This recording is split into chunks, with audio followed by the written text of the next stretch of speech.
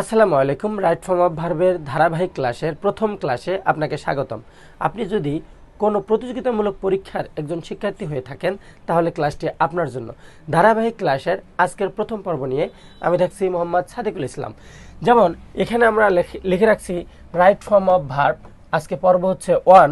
এখানে দেখেন আমাদের 3টা কোশ্চেন আছে, যে কোশ্চেন 3টা ঢাকা ইউনিভার্সিটিতে, ন্যাশনাল ইউনিভার্সিটিতে গণমাধ্যম এর সহকারী পরিচালক বেতার, ঢাকা বিশ্ববিদ্যালয়, ইসলামিক ইউনিভার্সিটি এবং জাহাঙ্গীরনগর ইউনিভার্সিটিতে এসেছে। তো এই কোশ্চেনগুলো সলভ করার জন্য আমি একটা জিনিস মনে রাখবো, সেটা কি, এই যে এখানে আমি লিখে রেখেছি he and you are so GF. আবার বলছি he and you are so GF. He and you are so GF. আমার সাথে সাথে সবাই মুখস্থ করে ফেলেন। He and you are so GF. এইসতে কি, এটা আসলে মনে রাখার জন্য একটা ট্রিক্স আমরা দিচ্ছি। এইসতে হার্ডলি, ইতে এভরি প্লাস টাইম।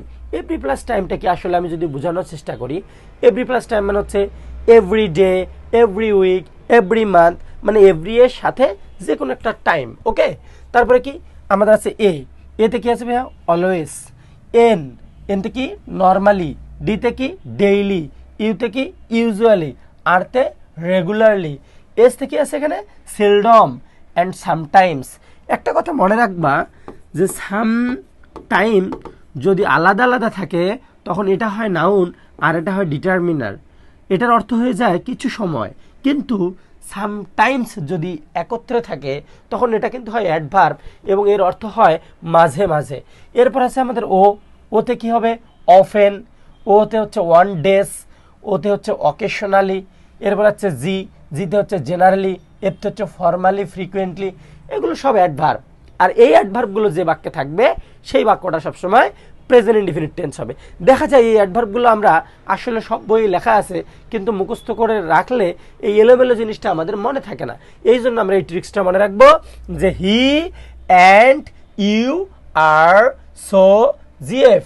এইস থেকে আমার সঙ্গে বলো, এইসতে হচ্ছে হার্ডলি, ইতে হচ্ছে এভরি প্লাস টাইম, এতে হচ্ছে অলওয়েজ, এনতে নর্মালি, ডিতে ডেইলি, ইউতে ইউজুয়ালি, আরতে রেগুলারলি, এসতে সেলডম সামটাইমস, ওতে হচ্ছে অফেন, ওতে হচ্ছে ওয়ান ডেজ, আর ওতে হচ্ছে অকেশনালি, জিতে হচ্ছে জেনারেলি, এফতে ফর্মালি, ফ্রিকুয়েন্টলি। এগুলো সব অ্যাডভার্ব। এই অ্যাডভার্বগুলো যে বাক্যে থাকবে সেই বাক্যটা কোন টেন্স হবে, প্রেজেন্ট ইনডিফিনিট বা প্রেজেন্ট সিম্পল টেন্স হবে। এছাড়াও আমাদের ফোর ট্রুথস বলতে কি বোঝায়, চিরন্তন সত্য, বৈজ্ঞানিক সত্য, ঐতিহাসিক সত্য, অভ্যাসগত সত্য। এই বাক্যগুলো যদি কোনো জায়গাতে থাকে তাহলে ওটাও সবসময় প্রেজেন্ট ইনডিফিনিট টেন্স হবে। এছাড়াও মনে রাখতে হবে ইম্পারেটিভ সেন্টেন্স মানেই কিন্তু present indefinite tense.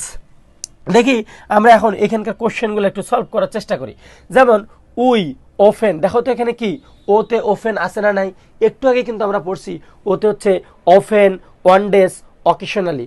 Often, one days, occasionally. তাহলে এই যে ওফেন আছে না নাই? হ্যাঁ আছে। তাহলে এটা আমাদের বোঝা যাচ্ছে যে প্রেজেন্ট ইনডিফিনিট টেন্স হবে।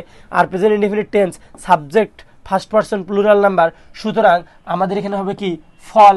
যদি এই জায়গাতে আমরা হি দিতাম, তাহলে শি দিতাম কি, তাহলে এখানে আমাদের কি হইতো, ফলস হইতো।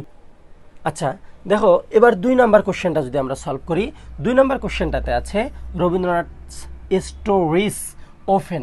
এখানেও আমাদের ওফেন আছে, সুতরাং এখানেও আমাদের কি হবে, প্রেজেন্ট ইনডিফিনিট টেন্স।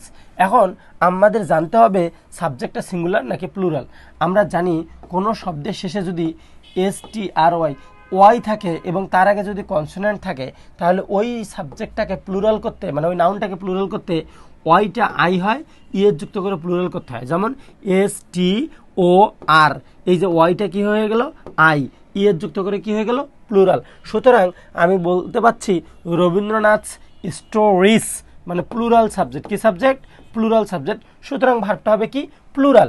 এখানে আমাদের প্রেজেন্ট ইনডিফিনিট টেন্স প্লুরাল, সুতরাং হ্যাড এটা পাস্ট, এটা হবে না। এই যে হ্যাজ সিঙ্গুলার, এটা হবে না। হ্যাভ হ্যাড পারফেক্ট টেন্স হবে না, সুতরাং উত্তর হবে কি হ্যাভ। এরপর আমরা যদি নেক্সট কোশ্চেনটা একটু দিকে তাকাই, নেক্সট কোশ্চেনটাতে কি আছে আমরা একটু দেখি। যেমন he dress formally to work but he always dash Dhaka বিশ্ববিদ্যালয়ে এসেছিল। দেখো এই বাক্যটাতেও আমাদের কি আছে, অ্যাডভার্ব ফর্মালি আছে। এই বাক্যটাতেও আমাদের কি ভার্ব আছে, এই যে আমাদের অলওয়েজ আছে। তাহলে আমরা আগে পরের ভার্বটাকে করি। অলওয়েজ আছে, সুতরাং আমরা বুঝছি অলওয়েজ আছে মানে প্রেজেন্ট ইনডিফিনিট টেন্স হবে। আর subject third person singular number, তাহলে subject third person singular number present indefinite. তাহলে আমরা দেখো তো এখানে কি হ্যাজ হতে পারে? হ্যাজ মানে তো আছে, কিন্তু এটা সে করে, সেটা করে বোঝাচ্ছে, করে বোঝাতে উইল নট, এটাও হবে না। এই যে এটা হচ্ছে না, এটা হচ্ছে না, তাহলে আমরা বুঝে গেলাম ডাস হবে। কি হবে? ডাস হবে। তাহলে আমরা এখানে আগে ডাসটা বসাই। ভাইয়া এখানে ডাস বসাইলাম, তাহলে আমাদের এখানে কি হবে? এইখানে সেই নিয়ম অনুসারে আমাদের এই যে হ্যাঁ ডাস নট হওয়ার কথা। দেখো ডিওইএস ডাস, কারণ কি he third person singular number, এই জন্য ডাস সাথে একটা নট। আর আমাদের এখানে মূল ভার্ব ছিল কি হ্যাভ ভার্ব। আমরা জানি এই যে ডু ডাস ডিড, এরপরে ভার্বের কোন ফর্ম বসে? বেস ফর্ম বসে। সুতরাং হ্যাভ ভার্বের এখানে কি বসলো? Base form. ধন্যবাদ সবাইকে। এরপরের পার্ট পাওয়ার জন্য আমাদের অবশ্যই সাথে থাকবেন। ধন্যবাদ।